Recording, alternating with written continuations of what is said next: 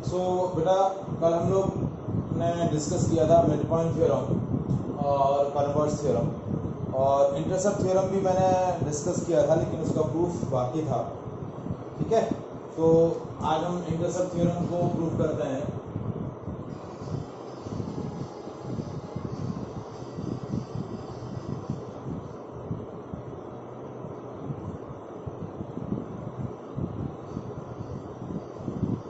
Intercept theorem क्या है? जैसा कि कल मैंने डिस्कस किया था स्टेटमेंट इंटरसेप्ट थ्योरम का, कि if a transversal gots the equal intercept,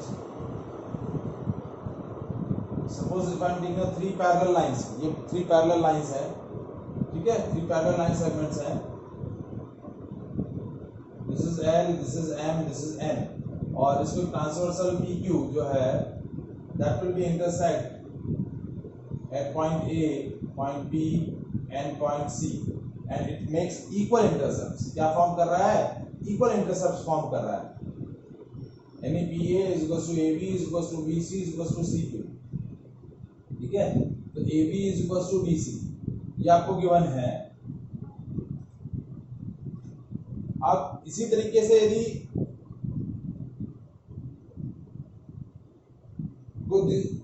वो दूसरा ट्रांसवर्सल इन्हीं तीन पैरेलल लाइंस को डिफरेंट पॉइंट पर इंटरसेक्ट करे, जैसे ये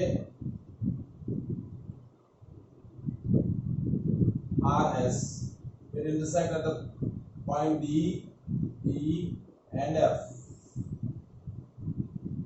तो आपको प्रूव क्या करना है? It covers equal intercept, PE is equals to EF। दूसरी लाइन जो है, सेकेंड जो ट्रांसवर्सल है, if it intersect these three parallel lines, then it also cut the equal intercepts, it also make the equal intercept। मतलब आपको proof करना है DE is equals to EF, ये आपको क्या करना है? प्रूफ करना है। तो अब इसको प्रूफ करने के लिए हम देखिए कैसे क्या कर रहे हैं, कैसे इंटरसेप्ट थ्योरम को प्रूफ कर रहे हैं।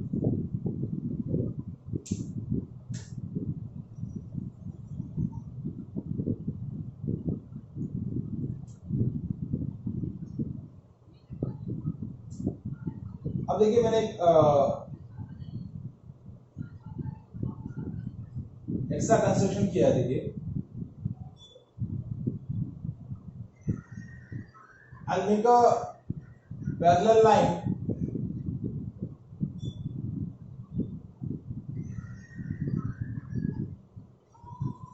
GH which is parallel to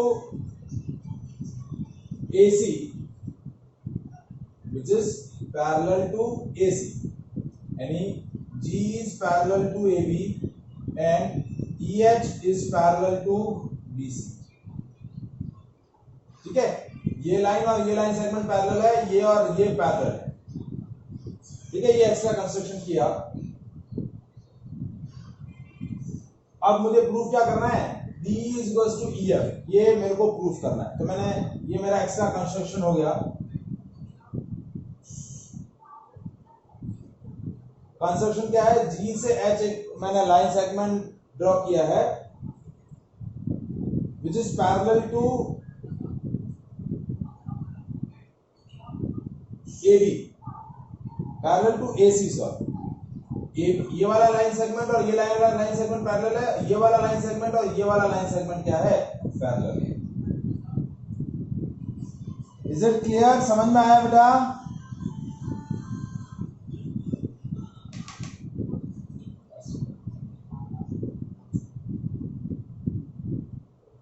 तो अब देखिए, मैंने पहले क्वाड्रिलेटरल लिया, क्वाड्रिलेटरल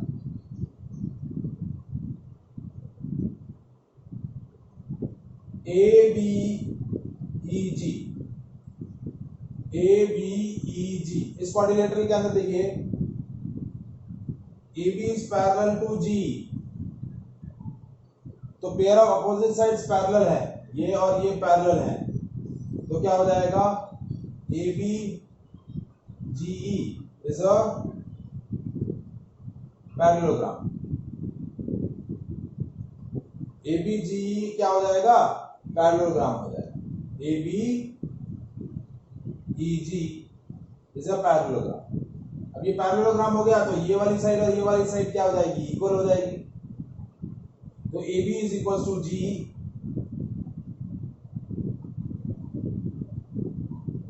AB ये वाली साइड और ये वाली साइड क्या हो जाएगी, इक्वल, क्योंकि ABEG यदि ABEG अभी आपका पैरेललोग्राम है तो पैरेललोग्राम की अपोजिट साइड्स क्या होती हैं, इक्वल होती हैं। अब सेकंड हमने पॉइंट क्या लिया,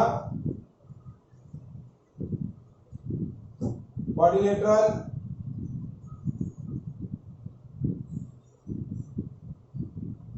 BCHE। इसमें देखिए BC is parallel to EH, so BCHE is also a parallelogram. ये भी एक क्या हो गया, पैरेललोग्राम। और ये पैरेललोग्राम हो गया तो BC किसके इक्वल हो जाएगा, GH के इक्वल हो जाएगा। BC किसके इक्वल हो जाएगा, GH। ये और ये इक्वल हो गए।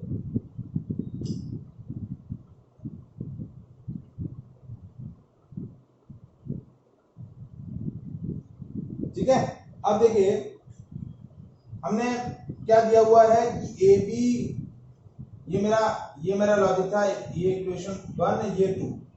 अब हमने क्या बोला है कि AB और BC इक्वल है, ये और ये इक्वल है। अब AB किसके इक्वल है, GE के इक्वल है, तो BC किसके इक्वल हो जाएगा, GE के, और GE किसके इक्वल हो जाएगा, GH के। तो GE और GH क्या हो जाएंगे, इक्वल, क्योंकि AB और BC इक्वल है तो GE और GH क्या हो जाएंगे, इक्वल हो जाएंगे। तो ये वाला पार्ट और ये वाला पार्ट क्या हो गया, इक्वल हो गया फ्रॉम 1, 2 एंड 3। 1, 2 एंड 3 से हमने क्या कंक्लूजन निकाला कि ये और ये इक्वल हो गए, GE और GH क्या हो गए, इक्वल हो गए। अब मैं दो ट्राइंगल ले रहा हूं, ट्राइंगल DEG और ट्राइंगल EHF।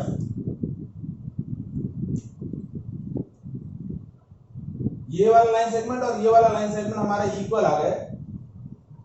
अब मैंने दो ट्राइंगल लिए, triangle EDG and triangle EHF। इसमें देखिए GE is equal to GH, G is equal to EH। ये अभी हमने ऑलरेडी प्रूफ किया अभी इससे पहले वाले सेक्शन में।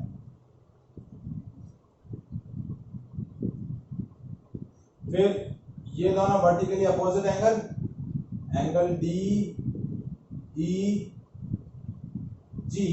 और angle HEF, vertically opposite angle.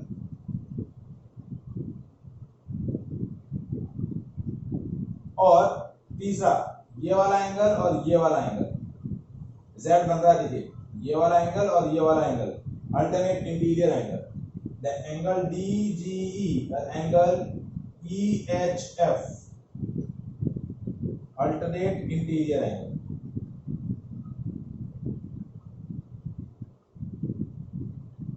ये वाला एंगल और ये वाला एंगल इक्वल। तो इससे क्या प्रूफ हो गया, EDG is congruent with triangle EHF। ठीक है, और यदि ये कॉन्ग्रुएंट हो गया तो DE is equals to EF। CPCD से आ गया, ये वाला इंटरसेप्ट और ये वाला इंटरसेप्ट इक्वल होते हैं। Is it clear? समझ में आया बेटा, ये पॉइंट समझ में आया?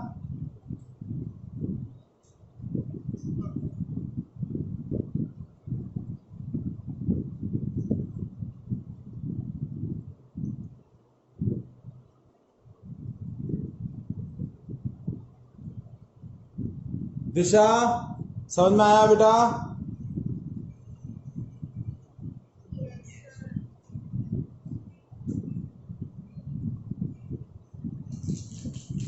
चलिए नेक्स्ट देखिए, अब हम मिड पॉइंट थ्योरम से रिलेटेड कुछ क्वेश्चंस डिस्कस कर लेते हैं। 2-3 क्वेश्चंस हैं, इंपॉर्टेंट हैं और ये एग्जाम में आते भी हैं और मोक्षा, कवेश और तीर्थ, आपको वो एक दो क्वेश्चंस आज ये जो मैं अभी करवा रहा हूँ मिड पॉइंट थ्योरम के, ये आज प्रैक्टिस करके जाना कल के एग्जाम के लिए,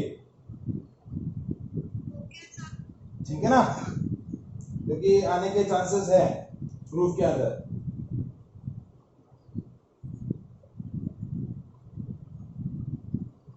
triangle A B C D E F are the mid point of A B B C and C. क्या कह रहा है बेटा?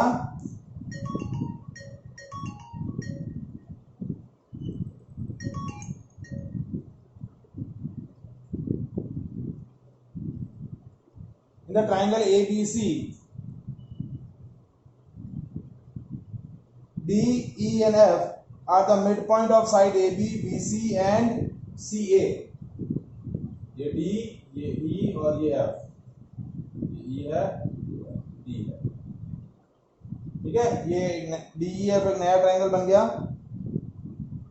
आपको बोला कि if AC is equals to 7.4 centimetre, find DE, ठीक है। If next BF is 4.1 centimetre, find BC, and third, if perimeter of triangle ABC, if perimeter of triangle ABC is 21.4 centimetre, find EF। ये question है। सो देखिए कैसे करेंगे। आपको क्या बोला कि ये AC, ठीक है, 7.4 सेंटीमीटर है, तो DE कितना होगा? ये DE। तो देखिए ये जो DE है, ये लाइन सेगमेंट AB और BC के मिड पॉइंट D और E को ज्वाइन करके फॉर्म किया है। So from mid point theorem what we conclude,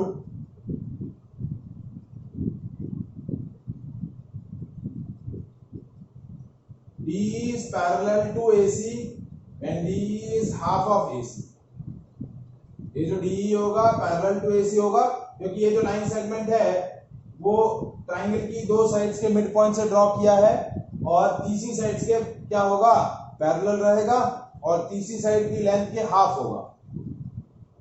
तो DE is parallel to AC, तो DE की वैल्यू हो गई half of AC। Half of AC यानी 7.4, तो ये हो गया 3.7 centimetre.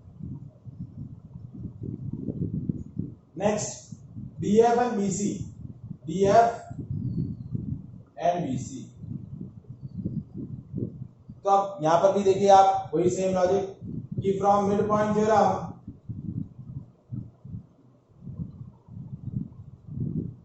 again we are conclude that the DF is parallel to BC and DF is half of BC। तो BC की वैल्यू कितना हो जाएगा, twice of DF। तो BC की वैल्यू भी 2 into 4.1 यानी 8.2 सेंटीमीटर। अब ट्राइंगल की तीनों साइड्स का सम क्या होता है, उसका पेरीमीटर। तो ट्राइंगल ABC का पेरीमीटर आपको दिया हुआ है 21.4। So perimeter of triangle ABC is 21.4 centimeter, यानी AB plus BC plus CA is equals to 21.4। तो AB की वैल्यू है, AB की वैल्यू हमें कैलकुलेट करनी है, BC की वैल्यू है 8.2 और CA की वैल्यू है 7.4। तो AB की वैल्यू हो जाएगी हमारे पास 8 और 7 15, 15 और 15.6 है, तो 21.4 माइनस 15.6 कितना आया ये डिफरेंस। AB कितना आया बेटा बताया मेरे को,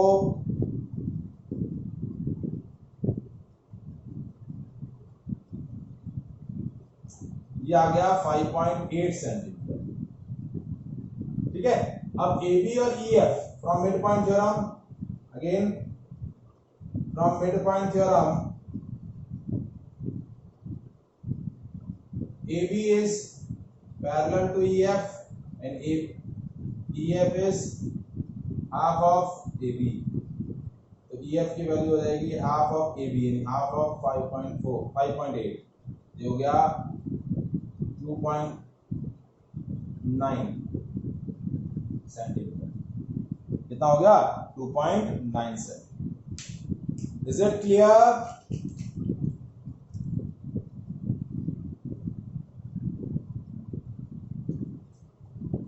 एनी डाउट? प्राप्ति कैसा गया बेटा पेपर?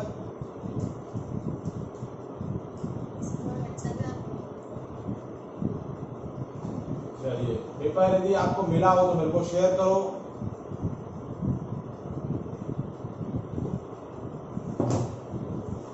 नेक्स्ट क्वेश्चन देखिए।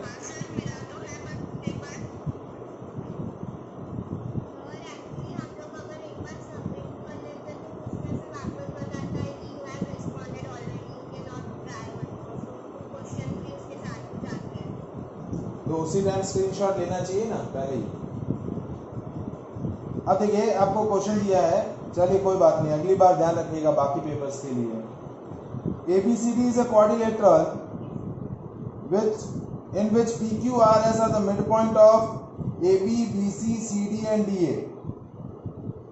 ठीक है, अब आपका क्या है, ABCD एक क्वाड्रिलेटरल है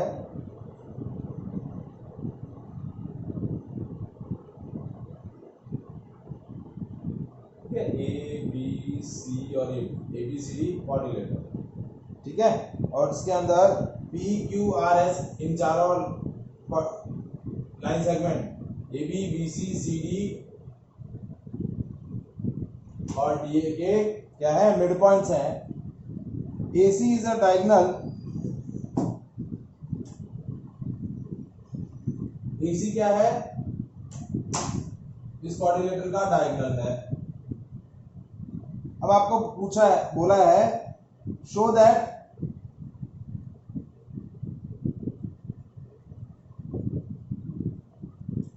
SR is parallel to AC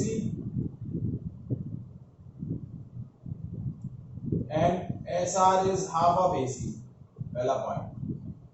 second, PQ is equals to SR and third point, PQRS is a parallelogram।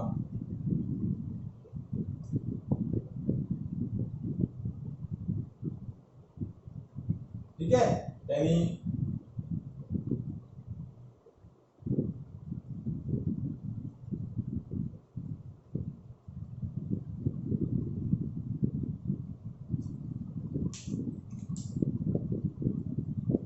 तो देखिए कैसे करना है।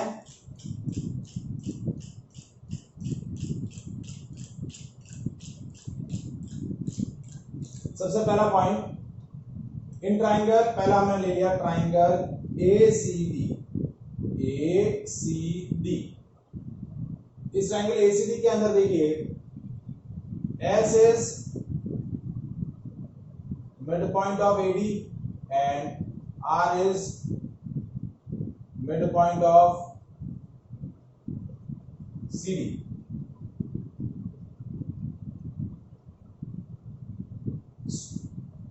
And this segment SR, line segment SR is drawn from point S and R, मतलब S और R को join करने पर ये लाइन सेगमेंट आपका फॉर्म हो रहा है। So from mid point theorem,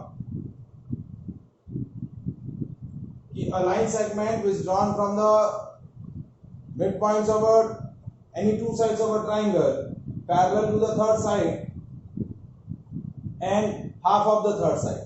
तो ये जो लाइन सेगमेंट SR है,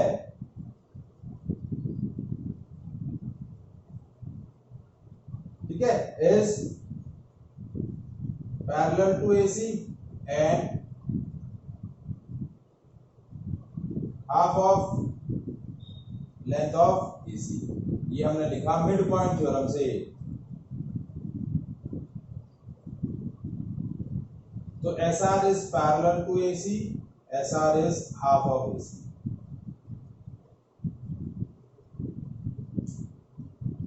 ठीक है, अब नेक्स्ट हमने ट्राइंगल लिया, triangle ABC. In this triangle ABC, P and Q are midpoints of AB and BC. So from midpoint theorem, ये इसका midpoint है, ये इसका midpoint है, तो this PQ is again parallel to AC from midpoint theorem, and PQ is half of AC. PQ क्या आ जाएगा? half of AC. ठीक है, तो देखिए SR is half of AC and PQ is half of AC. So SR and PQ are equal.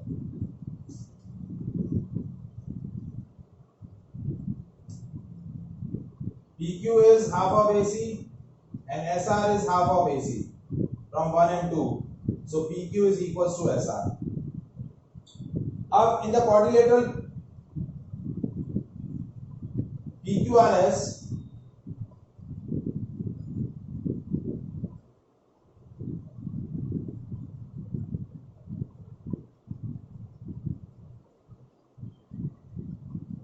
PQ is parallel to AC and SR is parallel to AC, which conclude that PQ is, अब यहां पर एक conclusion निकाल सकते थे कि PQ is parallel to SR, यहां पर ही लिख देते क्योंकि PQ is parallel to AC है और SR is parallel to AC है, तो PQ is parallel to SR, ये दोनों एक दूसरे के पैरेलल हो जाएंगे. So in the quadrilateral PQRS, PQ is parallel to SR and PQ is equals to SR. So according to their theorem, in a quadrilateral, a pair of opposite sides are equal and parallel. Pair of opposite sides are equal and parallel. Then PQRS is a parallelogram. PQRS क्या हो जाएगा आपका? Parallelogram. Is it clear?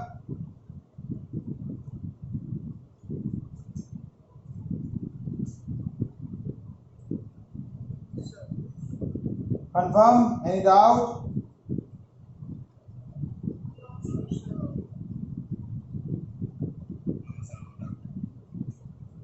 ठीक है, अब next point देखिए, next question, ये question भी